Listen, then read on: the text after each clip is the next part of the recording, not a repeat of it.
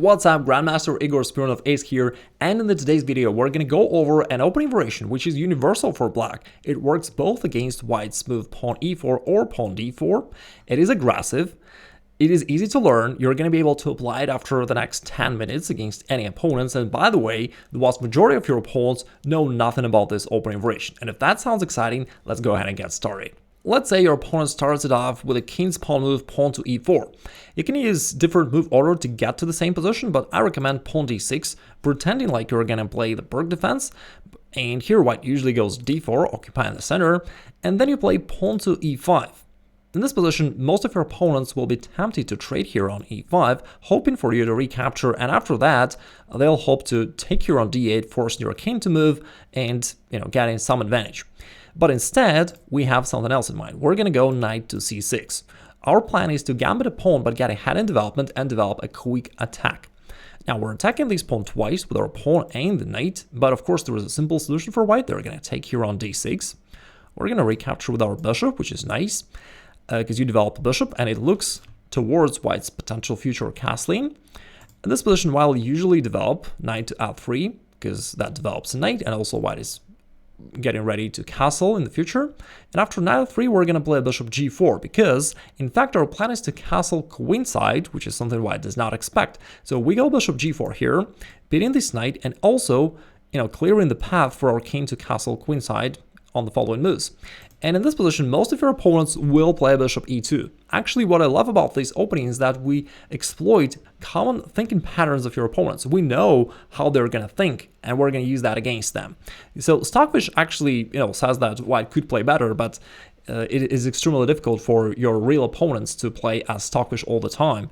And if they just go wrong once, they're in trouble. By the way, after bishop e2, Stockfish already says that white is a little bit in trouble, because if Stockfish shows that the position is equal while white is a pawn up, it means that Stockfish knows that white is in trouble, in fact.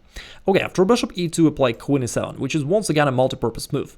We're attacking this pawn on e4, and generally speaking, putting some pressure along this e-file, and we are preparing for our king to castle queenside, which will also put our rook against white's queen to this open file. And you can see that we're putting a lot of pressure on white right from the very first moves. But the very first threat is queen takes e4, and for that reason white usually are going to play knight to c3 to defend it. Now we castle queenside, and if white is careless, in some variations we're going to capture something like bishop takes h2 to open up this discovered attack against white's queen, which is a very common trap. Actually, lots of your opponents are going to fall for this trap. But even if your opponent is more advanced and he or she sees this thing coming and plays bishop d2, there is another thing which proves to be extremely successful. I mean, basically, you could just play normal development moves, something like knight f6, and then develop your attack on the king side. That is perfectly fine for black. But you've got an even stronger option because usually white is confused by this quick attack. So first off, you trade off here to eliminate the defender. And after this exchange, you play bishop f4. We're still making use of our active rook on the d-file, and since this bishop is pinned down to the queen, we're going to win some material, because now we're putting pressure, we're simply going to grab the bishop. And guess which move is the most popular here according to the database? Funnily enough, white covers the d-file by playing knight e5. And it's a common example of a wishful thinking. White hopes that it attacks the queen, attacks the bishop, and solves all of their problems, but it isn't, because this knight is actually not defended. Because after rook takes d5, notice that the pawn is pinned, cannot move, so we simply gobble up the knight, and white is still left with the same problem. So let's say they castle, which is their most common move. Then we snatch the bishop here on d2, and it looks like white is playing the give-up chess. You're already 2 pieces up, you keep attacking, and it is completely winning. And what's remarkable about this whole variation is that we're going over the most common moves of white, the most probable variation that you're going to see in your games. And here is one more line that you gotta be aware of. After we play pawn d6, white goes pawn d4, you play pawn e5, and here we just talked about this line, pawn takes e5. By the way, if some of your opponents don't capture there immediately but play something like knight to f3 instead, that simply is a transposition. We're going to play our move bishop g4, putting up this pin, and then your opponents will usually capture here anyway, which will get to the position that we want to achieve. After knight to c6, attacking this pawn twice, now white will still trade here on d6, and you can see that we got to the same position. Now, we just covered the move bishop to e2, which neutralized the pin, but it turns out that white has lots of other problems, and in particular, they've got this problem along the d file in the future. Some of your opponents will wish to develop their bishop to d3 instead, so that they, solidify their center and also cover the d file just in case, so that the queen doesn't get in trouble. But our plan doesn't really change. We play all the same stuff: queen e7 and castle queenside. By the way, I don't really know how this gambit is called. What's the name of this opening? If you know it, let me know in the comments below. Generally speaking, it looks kind of like the Pirc Defense or the Philidor Defense at first, but then of course it transitions to something completely different. Anyway, after queen to e7, usually your opponents will castle kingside here. Now you castle queenside, all the same stuff. And here, after white plays their move knight to c3 to develop, you're going to play knight to e5. So this time white covered the d file so that their queen is safe, but this left this knight on f3 undefended.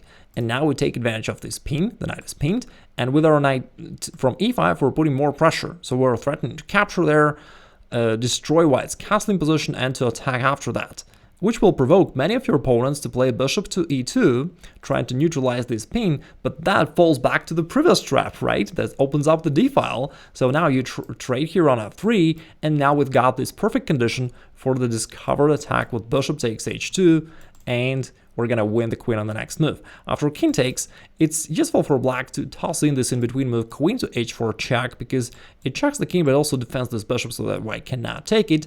And after king to g1, now you simply win the queen and you keep attacking, so that is completely winning for black. We have just covered how this opening gambit works against white's king's pawn move, pawn to e4. But how about white playing pawn to d4, which is also extremely common? Then you get into the same position, or at least very similar position, with the move pawn to e5.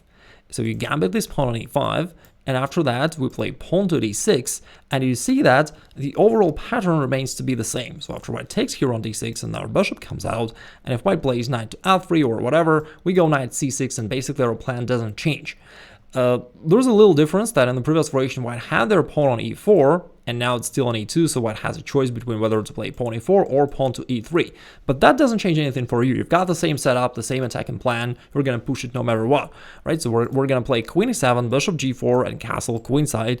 And I mean, of course, you need to watch over white's moves, but basically against any normal moves, you're going to play these moves. In fact, I recorded a video about this particular variation, how to play it against d4 a while ago, and it got very popular. You may check out that video later, because I analyzed this particular position in greater details. But for now, let me just share with you a couple of practical tips so that you can already start playing this opening. So let's say instead of pawn e4, white goes pawn e3, so that we have a slightly different situation. But your moves are the same. You go bishop g4, setting up this pin. White goes bishop e2 usually to neutralize it. Now you play queen e7, getting ready to castle. And let's say white, castles kingside. Now you do castle queenside, and we already know that our rook is in an ambush. We're threatening this discovered attack. Bishop takes h2. Some of your opponents will fall for this trap. If your opponent is experienced, he'll cover his queen, but then you just continue your attack with knight f6 with simple moves. And after, if white, by the way, ever goes pawn h3, we aren't going to care about this. We're going to play pawn h5, which is extremely unpleasant for white, actually. You're maintaining this bishop there, and there's nothing white can do, really. And you're ready potentially in the future to just, chuck your pawns forward on the king side, maybe with like g5, g4, or just keep attacking with your pieces. And white can never really capture this bishop, because that would expose the h file, which, is in the close proximity to their king. Your bishop is still threatening bishop h2 in some variations, and white really is completely defenseless here. After knight to d4, for example, if they want to remove their knight from this attack, there are different ways for black to go about this, really. For example, queen e4 is strong, one of the moves. Now, if white goes knight c3, let this actually be our puzzle of the day. So it's a quick challenge for you. It is black to play and win. Please think about this, and if you can find the winning shot, write it in the comments down below. Going back a couple moves, we do know that this exchange on g4 only favors black. And what if white just ignores it and says, okay, I don't care, I'm gonna simply develop? In this case, you continue your attack with simple moves. And of course, you guys often ask me in comments, what if white plays some other move, or the move suggested by Stockfish? I cannot cover all the potential variations, it's simply impossible. But what's more important for you is just to learn the right way of thinking, so that you know how to find the right moves yourself, right? You shouldn't really rely on memorizing these opening variations, and I never recommend that you do so, okay? For example, in this position, how do you find the right move for black? Let's just discuss that for a second so that you can also replicate that in other positions, okay? Some of the classical chess books would advise you to evaluate the position, come up with the right plan, then decide what the candidate moves are and to calculate them through and evaluate which one is the best. But I wonder how you do that in a real life blitz game. My method is a lot simpler. In a position like that, when it's a middle game, you gotta focus your attention on white's half of the board and ask yourself, how do I move forward onto that territory and take or attack something there? And you start looking for those options, which are captures and attack and moves. Now, if you ask yourself that question, if you focus your attention fully on the white's territory and ask yourself, how do I move forward? How do I attack something there? You can see that in terms of checks, captures, and attack and moves. The only potential capture, like an exchange, would be trading here on f3, so that's the move we got to consider first. After bishop takes f3, is there any follow-up? Can you move forward and attack something? I mean, maybe your knight can go forward, but even stronger is playing queen a5, because that creates a threat of checkmating one, queen to h2. Now, what if white covers by the pawn g3? Can we continue our attack? Yeah, there is a move pawn h4. And now we undermine this pawn, our queen is ready to attack there, our rook is getting involved along the h-file, and basically white is done. So that's how you find right attacking moves, and it's a lot easier than that classical method that some chess tutorials try to advise you to follow. By the way, if you're curious about this method, I've got a separate course, The Grandmaster Secrets, where I share with you, just like that, the real practical way of finding the right moves in different positions. So I'm kind of like sharing my exact thinking process with you so that you can learn and replicate it and play like a grandmaster, or at least advance your level significantly. So if you're curious to know this, you can click the link below the video and check this out. If you have any questions about this opening, make sure to drop them in the comments below and I'll be sure to follow up. Also, as usual, all the resources that I mentioned in this video will be in the description below the video or somewhere on the screen, so you may check them out as well. Have a great rest of the day. Take care.